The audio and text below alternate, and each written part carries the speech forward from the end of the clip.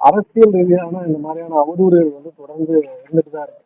அரசியலுக்கு வந்த நாள்ல இருந்தே அதனால இப்படிதான் வன்முறை வந்து தொடுத்துட்டு இருக்கிறாங்க. உண்மை என் குடும்பத்தை பத்தி அசிங்கமாக பேசுறது, அந்த மாதிரியான விஷயங்கள், அப்புறம் என்னை பத்தியே தவறுதலான முறையில இது பண்றதுன்ற மாதிரி தொடர்ந்து இருந்துட்டு தான் இருக்கு.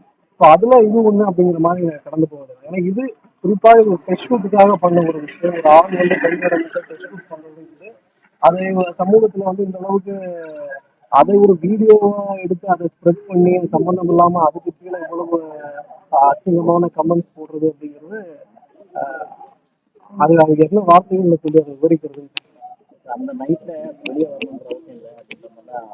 எந்த நைட்ல வரீங்க? நான் டெஸ்ட் போட்டு என் வீட்டு வாசல் வெளில வர்றது உங்களுக்கு அது யார் நைட்ல என்ன வீட்டுள்ள வந்தாங்க உங்களுக்கு பார்க்கறதுக்கு. எங்க காரிடார்ல நடந்து வந்த போது நடந்தது தானே. ரொம்ப இதுல ஆமா, எங்கள் காரிடார்ல நடந்து வந்த போது நடந்தது. அது தரப்பு நீங்க அது அப்போ எதுவும் புகார் நான் கம்ப்ளைண்ட் கொடுத்துட்டேன். அப்போ அது வந்து நாங்கள் விளக்கம் கொடுத்தோம். அந்த விஷயத்துல அப்பவும் போலீஸ் வந்தாங்க. அப்பயும் நாங்கள் விளக்கம் கொடுத்தோம். அப்போ அவங்கள வந்து கண்டிச்சாங்க. அப்படியே புகார் அளிச்சு அது விளக்கம். ஆமா ஆமா, அது விளக்கம் கொடுத்தாங்க.